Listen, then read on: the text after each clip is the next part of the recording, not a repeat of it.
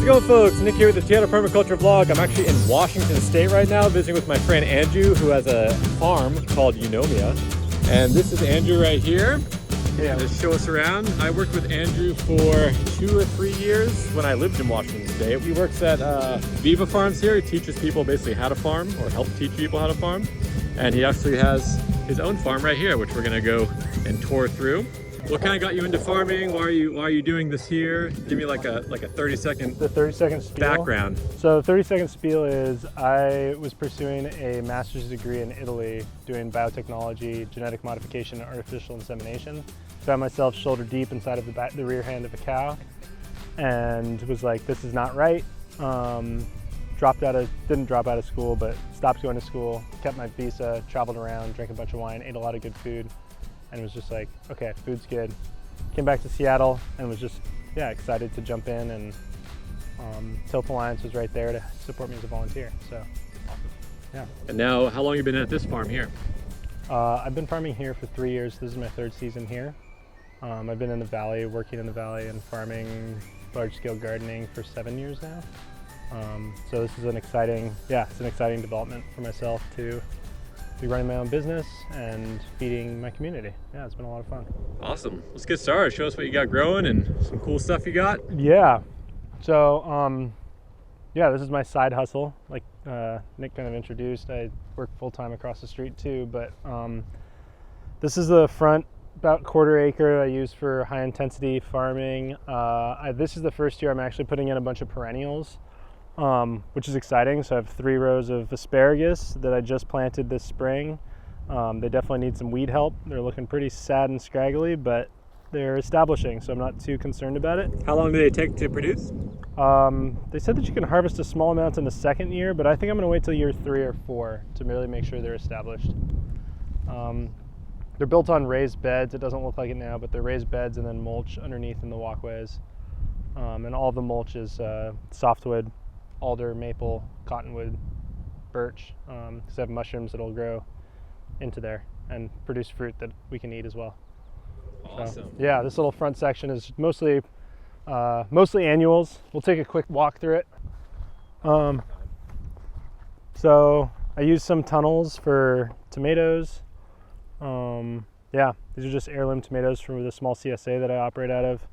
Haven't got to trellising them yet, but they'll have trellises on them soon. Do you prefer having it under a cover here or versus dryland kind of tomato farming here? Yeah, so these ones are irrigated. They also have a cover, and the reason I put the cover on is because we'll get early rains in September when there's still a really healthy amount of fruit on them, and it'll cause the fruit to split, so I cover these ones up. My cherry tomatoes, I don't put any covers on them, and they grow just fine. Haven't had problems with splitting with those, but the heirlooms definitely prefer that. And then back along there, I also have some snake gourds. We can check these guys out. These were given to me as a gift from one of my farm mentors. They are desperately looking for a place to climb, but these snake gourds will produce gourds that are as long as my leg. I mean, wow. 3.5 feet long, and they're delicious. So I got to get all these. That's on the agenda. Always lots to do on a farm, never enough time, right? That's pretty much never enough time. That's pretty much the whole thing in farming. Yeah. So last week we had record heat. It was like 113 degrees here.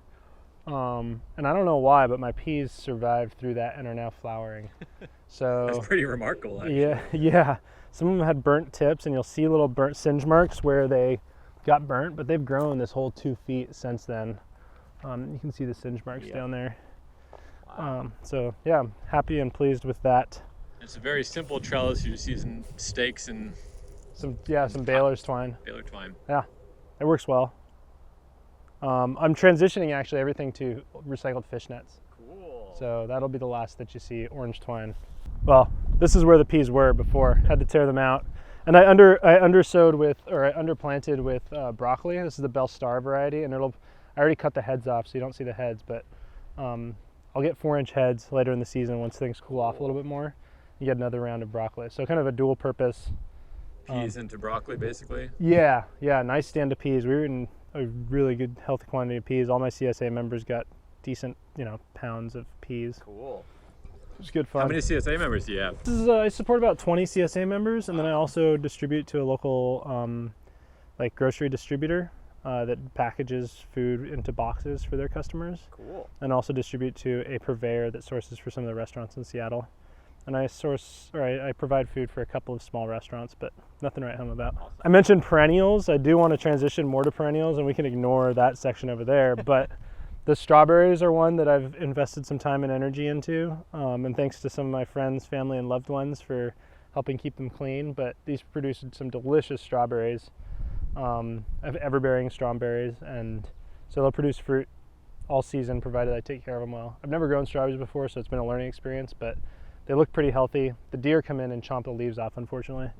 So I've been working on deer exclusion a little bit more. Do they eat the fruit or just the leaf? Just the leaves. The robins come and eat the fruit. So yeah, it's more than just the deer that are getting on my nerves here. This is all the fishnet. Yeah, fishnet and Pellegrini pole beans. These beans will just keep growing up and up and up. Fishnet was a free score from the local terminal. They're doing all their mending, and there's sections of fish netting that they don't need, so They just reduce. can't reuse or... No, it's just not worth their time, so they actually throw all this in the garbage. It's a great upcycle. Yeah, it's nice to reduce and reuse their waste. Is it a pain to pull off all the beans off of there when it's all done, or they just kind of all die back? We'll find out. That was yeah. You're not the first person to ask Yeah, that. It might be a pain. So this is like my little carrot block. I do no-till planting on carrots, and haven't weeded any of these beds yet. You can see that there are a few weeds in them that need some help. What would you say is the reason why you're not getting too many weeds in these no-till beds? So I stale seed bedded them at the start of the year. They were covered under tarps and basically occultated, so they had lots of seeds that would germinate. I did very minimal disturbance on these beds before planting them. And then prior to planting them, I applied an inch of compost and sowed directly into the compost with all of the carrots. So weeds just don't have an opportunity to grow up through those mulch layers. Compost acts as a mulch. Compost doesn't have a lot of nutritional value, but over time, as it decomposes, it'll release a bunch of organic compounds in the ground, but it also furthers your soil strata. So if you have more soil above your seed layers, you get less weeds. So I won't mess with these very much. I'll do a little broad forking action to break up the soil that's underneath. Action layers lower down. Yeah, but not to disturb or till or anything like that. There are worms all through here that I just happy with them doing their thing. So broad fork is when you're prepping the bed, or is that just like in the middle of your season? It'll be between crops typically. Yeah. So this bed had bok choy in it before the carrots. This one has had carrots all season. You can see I don't move the carrots very quickly. And then this one had onions in it before the carrots, and there are some onions coming back up after I prepped it. Oh yeah, look at that. Which is okay. Again, these things don't bother me when plants come up where they're quote not supposed to, right? They're only a weed if I don't want them there. So Boom. yeah. That is a very good thing to know. Yeah, I have found also that it's fascinating actually. These horsetails, like they camouflage the carrots. So the spots that don't have as much horsetails, or the carrots are like sparse and by themselves, the rabbits will come and eat. But they have a hard time finding the carrots when there's horsetail in their way. So I actually stopped picking them here because the rabbits won't eat eat them as much. The horsetail here is pretty much a pervasive quote-unquote weed that's just always here. So trying to continuously remove it, it's pretty tough. Yeah, it's really high in silica. It's really sharp, honestly. It feels like a scouring rush. At least in the tropics, it's a really good mulch. Any crops high in silica, because it takes much longer to break down. I suspect here you need that a little bit less. Yeah, and I'm applying mulch actively, so yep. Had spinach here, it's all out, it's gone. And this is the paper pot transplant? Yeah, I use this for a lot of the crops that I plant, like spinach, kohlrabi, lettuce. Yeah. And we were just earlier today we're basically seeding into the paper pot thing. I think I have some video of that I'll put in here, but basically it's a very quick process. You can get how many in one? It was 264 plants. 264 plants in one little pot. It takes maybe 5 minutes total to get all that done once you kind of get the rhythm down. It saves a lot of time long term, and then putting it into the bed, how long does that take? 2 minutes. 2 minutes. Yeah, for so look at that, like bed. 10-15 minutes of work and you have 250 little plants waiting for you. Yeah. Not a bad life. Yeah, it's pretty nice.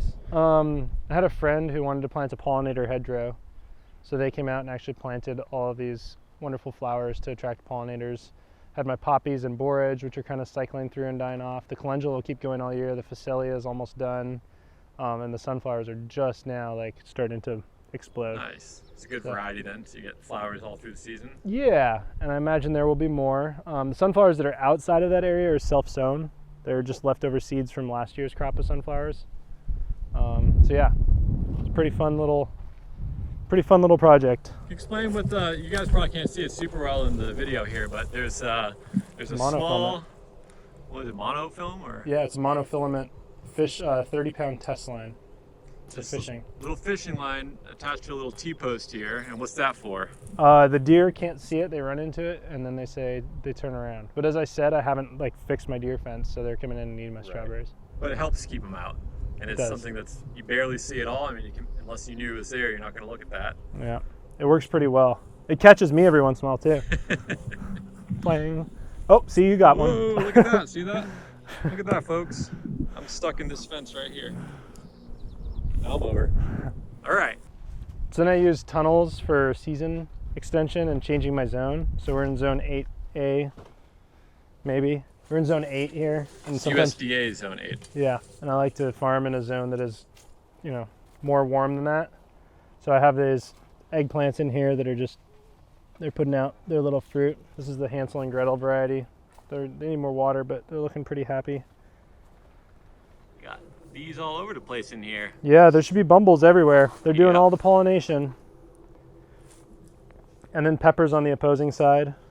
So this is basically taking you a little bit more towards a tropical climate in this kind of Pacific Northwest Mediterranean climate. Yeah. And it's nice. I mean, we've had record heat this year, and boy, the peppers loved it. Actually, the peppers, tomatoes, and eggplants have been through hell and back. Because their hell is actually like cold climates. I failed to put Rime on all of the Rime is the Agribond row cover. I failed to put it on my plant starts one night in March. It was March, no. And they all froze. Wow. So everything in here actually froze, and that's why they're all getting really bushy, is because the apical meristem actually froze on all of them, and now they've all bushed out. Wow. But they're looking, I mean, this one's not complaining, right? There's a dozen fruit on this one plant, and there are another 24 flowers on it. So with a little bit of nurturing and loving and some good heat. And good soil. And yeah, some good soil. So these beds, it's interesting you say that. These beds had a fair amount of horse manure in them from previous season. But then we actually mulched with leaves, composted leaves on top of everything. So you'll see that there's a high level of organic matter on the surface here. It's just like composted yard waste from the leaves. And so that's how I've mainly been mulching in here. It's been doing a pretty good job of making it easy to pull the weeds. Like the weeds are so much easier to pull because of that. Weeds are going to be here, but it makes it easy for me to do my job. I don't need carpal tunnel. Exactly. Yeah. So then I grow zucchinis, 1, 2, 3, and then I tried to intercrop, like put arugula between them. Unfortunately, I'm dealing with a terrible pest, the flea beetle, which just kind of turns them into, looks like a shotgun shot through all these. Yeah, trying to deal with the flea beetles, but my weed presence is pretty low again because I'm doing low tillage and doing heavy cultivation with my cultivating tools. Can you explain why low tillage results in less weeds? Yeah, so in a basic sense. Yeah, so if this land hasn't been farmed or it hasn't been managed for who knows how long, let's say it's just like 3 years. If there's any weeds that are allowed to go to seed, like they flower and they produce their seeds and those seeds fall on the ground, not all of those seeds will germinate at any one given time. A lot of these plants are like R-type reproductive models, so they produce thousands, if not tens of thousands of seeds. The seeds fall into the soil and then they wait for the appropriate conditions. And they're just waiting for environmental conditions to be good for them to grow. Well, as those seeds settle into the soil, that means that the soil has now seeds all through the column. Like if you think of cutting through the soil, all of the layers of the soil will have seeds in them. So every time that we till or invert any of those soil layers, we're bringing up seeds that may have been in the ground for 20 years, they may have been in there for 100 years, they may have been in there for 3 years. But the less that I do that, the more that the surface layer of seeds will germinate, and the less weeds I will see across the season. So as a result of that, I cultivate. I don't not cultivate, and I cultivate using a piece of wire essentially, and I drag the wire through the soil at a 1-inch depth maximum to just disturb these tiny little weeds that are this big.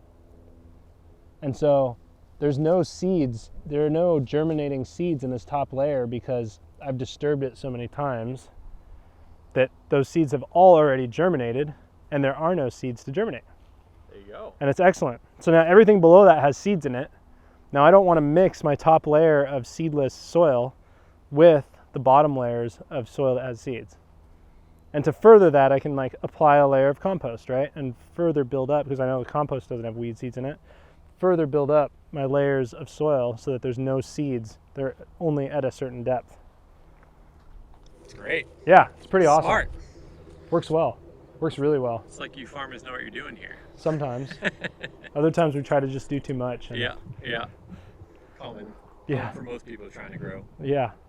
So the corn patch reflects me trying to do too much. But the zucchinis are great. Yeah, Zucchinis have been going bonkers. And my tomatoes are just setting fruit as well, which I'm excited about. And my giant pumpkin's doing great. So I might win the contest again. That's right. Did you win last year? I won the local contest. All right. Yeah, it doesn't compare to any like national contest. Yeah, nothing in Alaska or anything, No. right? That's the big ones. Yeah, they have some, I mean, there's like some 2,000-pound pumpkins out there, but I got a 400-pound pumpkin off of one of these vines. Oh, really? Yeah. Is the pumpkin on yet, or is it still waiting to Well, I have a couple that are pollinized. We'll see if they continue to take. There's one there. That one doesn't look very good, though. be? And right there might be a giant pumpkin. Maybe more this one. And this one here, Oh, yeah. we'll see if they take.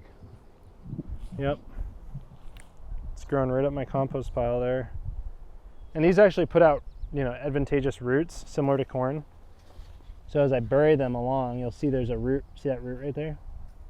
Oh, yeah, look at that. There's a tiny little root. These weeds are perfect time to cultivate. Look at them, now they're all dead. Yeah, that little root right there will actually suck in more nutrients, more water, and allow the plant to get bigger and bigger and bigger. Amazing. And you can see all of, he was just saying, the seeds here, the little weed seeds, they're all starting to grow. So this is where you would take that cultivator tool and do basically what he's doing with his fingers. Yep, now they're dead. That's that. And now they're dead. So you just do that right at the appropriate time and you have much less weed pressure. Yep. So I intercropped my tomatoes with Phacelia, which brings bumblebees. And the bumblebees have a preference towards these towards purple flowers, it seems here. So these will be a purple flower, and they'll come and they'll feed on these, and in that transition they'll also feed on the tomatoes, thus pollinizing them. Nice. Yeah. These tomatoes were planted 3 weeks later than these ones, hence the size difference. These are excellent. If I was to recommend somebody to grow a zucchini, it would be this one. What's This is the one ball. one ball. Yeah, or any yellow round zucchini. They taste kind of like melons. Huh. And they're Sweeter. oh, they're freaking delicious. Like so good. And they're hyper prolific. I mean, they just keep producing and producing and producing. There's been no water applied to these zucchinis, and they're just going to it. You'll see all the there's probably a dozen fruit on that one plant. Wow. And well, you can harvest these like 2 or 3 times a week, maybe, Uh-huh. in the peak season. But So this square is because I left my chicken coop in this spot for too long. And what ended up happening is they ended up pooping so much that it burnt the soil. It burnt all the plants and caused them to self-compost while they were alive, which is not really helpful for anything. What it's helpful for me actually is if I wanted to plant something in this area and I wanted to give them a nice shot of phosphorus and nitrogen, this is the place to plant. But it's not healthy for appropriate pasture management. You can see, I just left them here way too long. and so these This guys, is probably 2 days instead of 1 day. right. It's that the difference is that one day can make a Yeah. pretty big difference to the grass and the pasture. And so where are the chickens now? I actually worked out a deal with my neighbor or my landlord who owns a landscaping business and has a nursery. So we're actually running them through the tree stock, which is pretty awesome because they love the shade. Yeah. Yeah, so the chickens have already been here. You can see they keep the grass pretty low. But now they're all hanging out. They're looking pretty happy. All right, so what's the fate of these chickens? What are these guys doing for you? These are all broilers. This is the Red Ranger. Well, it's McMurray's Big Red Ranger, and it's the Red Ranger breed. They're foraging, broiler chicken. What's cool about this part of this enterprise in my farm is that it was actually funded by Tilth Alliance. They provided me with a grant to see if this would be a viable business opportunity for myself. So an extreme amount of thanks and gratitude and acknowledged privilege for being able to access money that wasn't mine to do a project like this and be able to report on it. Amazing. But the goal is to sell all of these chickens, which they'll sell pretty quickly. My last batch of chickens sold like within 3 or 4 weeks. Wow. And then, they'll all be meat birds. They're pretty beautiful when they're all cleaned up. What's about the average rate once you harvest? So the first batch we harvested and the average weight was between 7 and 8 pounds. Wow, pretty good. They're small turkeys. Yeah. I'm hoping to keep them a little bit smaller this time, but they also tasted really good. So I think for this batch it'll be when I run out of food. Right. Yeah, exactly. Because they do get supplemental feed. It's not just pasture. My pasture's not. So why are you using supplemental feed here? Is just because of the amount of space you have, the land you have? Both, and the pasture I have isn't the highest quality. Yep. Like if we took the time to establish like a well balanced, protein rich pasture, then they might be okay on it. But supplemental feed will just negate any. It gives them the opportunity to say, hey, I'm hungry, I need something else to eat, I need more calories, and keeps them growing, which is really the goal. Growing and pooping. Amazing. Yeah. Can you explain a little bit about this watering system here? I see you have little nipples on here for the water, which is what I use at home. Can I explain about the watering system? This is a game changer. Actually, this is the industry standard nowadays to use nipples. It's a gravity-fed system. But basically, the chickens come up and they tap these little metal nipples, and a little bit of water falls out. And once they do it once, you don't actually have to train them to do it. If you just don't give them any other water sources, they figure it out on their own. And if they don't, then they will. But it's gravity fed, so I have a tote that I fill up at the head of the bed here, and it runs in this hose all the way down through gravity and just comes out as needed. It drips, it's constantly dripping always, but it's such a low rate that I only have to fill up the tote once every 2 or 3 weeks. Great system. The last batch I was hauling water 2 or 3 times a day. Wow. And it's gonna get old in the middle of the summer. Yeah, it was not sustainable. So is this the same tractor that you moved over through that grass that we looked at earlier? Yep. And I upgraded my dad helped me engineer some wheels that we put on top of it. So now I can actually drag it around a lot easier. Nice. I moved it this morning and it took 25 minutes instead of the typical 45. So it took half the amount of time. It's I don't know. It's funny when it comes down to like having a production system that is a viable business as well. The limiting factor is not. You'd think it was like, oh, customer base, or it's all these things, but the limiting factor for me, identifiably, is like the amount of time that I have in a day. That's the number of steps that I can physically take. Not like the number of steps in a process, but the number of physical steps I can take in a day. So in any situation where I can reduce the number of steps I can take, can increase my productivity or increase my time off. Amazing. Time off, very important. Yeah, the latter is much more important than the productivity at this point.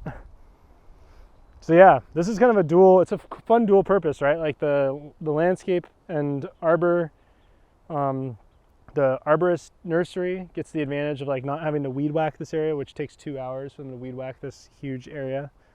And chickens get pasture. They get some shade, which is an incredible, it's necessary for them. You can see they'd love it. And they get protection from aerial predators. They can hide under these trees and not be taken out by hawks and owls. Because there's a great horned owl that actually sits in these trees at night. So the last thing that I added to my farm this year, which is an awesome addition, I'm so excited about this, are the soldier flies, specifically black soldier fly. And I'm growing them for the larva, because the larvae decompose things extremely rapidly, and they make an excellent protein and fat source for the chickens. So, some of you might think this is gross, but this is their cruise ship. It's the BSF Cruise. It's the only boat on the farm. But you flip it open. We have to do this. They're photophobic, so when I open this, you'll see just how many flies are in there. So all of these larvae are black soldier fly larvae, and they just eat voraciously. I actually fed them this morning. There was a pile of food about this tall right here, and they ate them all. And they are just, I mean, they're enormous. Wow. And they just eat everything. Look, they even ate this. That looks like a skull from a chicken. Wow. So they'll eat right through the bone, or eat right through the meat. They're eating all the corn off the cob. Let's see this one. Corn on the cob, anybody? It's like a bad nightmare. Or a nightmare. But they're just eating all the little tiny pieces of corn that were left inside of the cob. They eat everything. Oh, there's a chicken foot in there. They're gonna be eating that. They eat inside the coconuts. Oh, wow. This thing's probably filled with soldier fly larvae. But they're an excellent protein source for the chickens. So I'm growing them in hopes to. What kind of maintenance tasks is required to keep these guys happy? Feeding them every day, so far. Later I'll have to put up a tent from which they pupate, and then they fly into the tent and they mate, and then they'll lay their eggs in corrugated like cardboard. Oh, nice. Yeah. So it's pretty much going to be a self-serving system here. It'll just kind of... It should be fairly self-serving. Cool. I think I'll set up the egg laying area outside of this and then move it into it. Got it. But yeah, they eat everything. I'd recommend this for anybody that lives in a climate where it's going to stay warm for part of the year. You can get a starter pack of flies for like $10. You just order that online or at the feed store or something like that? Online or the feed store. They'll have them. I also am curious if they are good for fishing. I think they would be. Yeah. I would expect so. And maybe actually, they definitely are, because it's something I've seen a lot of people put it over a pond, a little soldier fly system on like a little raft on a pond. Oh, really? And they'll like kind of fall in every once in a while, and that's feed for the for the fish. Interesting. So yeah, I'm really excited about that, to just be able to upcycle any food waste that anybody has, put it in here. They'll eat greasy food, they'll eat oily food, they'll eat salty food, and they're able to metabolize it all and convert it into accessible protein. No parasites. They don't stink too bad. They have a funny smell, but they don't stink. And on a farm, it doesn't matter too much. If you're on it, right behind your back door, it might be a different story. But yeah. Out on the farm. But you could do this at home too, and it would be great. A little different than a worm system, worm composting. So what would be the benefit of doing a black soldier fly over a worm system? The conversion ratio for food to food waste to food is much higher and much faster in the soldier fly larva. You're not going to get the amount of frass and castings and biological activity that you get from the worms. The worms is a diverse ecosystem. These guys are pretty exclusive once you have them set up. You might see some other flies going in and out, but for the most part, it's just them. You'll still have to compost all the material that's left over from these guys. You'll have to compost it one more time, either with vermicompost or a hot compost pile, because it's not fully composted. All right, folks, that's it from Eunomia Farms here. And thanks to Andrew a lot for touring us around. Really pleasure to see you again and get to spend some time with you here, and also get to help with some seeding today. What we seed? We seed like 1,300.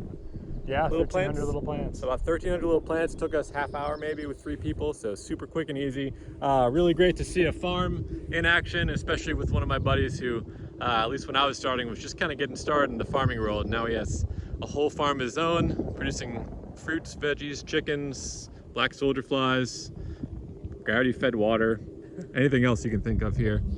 I would say if you're interested in like visiting Eunomia Farms or connecting or learning or coming out and exchanging information, I'd welcome that. And is there a website or a contact? Yeah, you can go to eunomiafarms.com, eunomiafarms.com.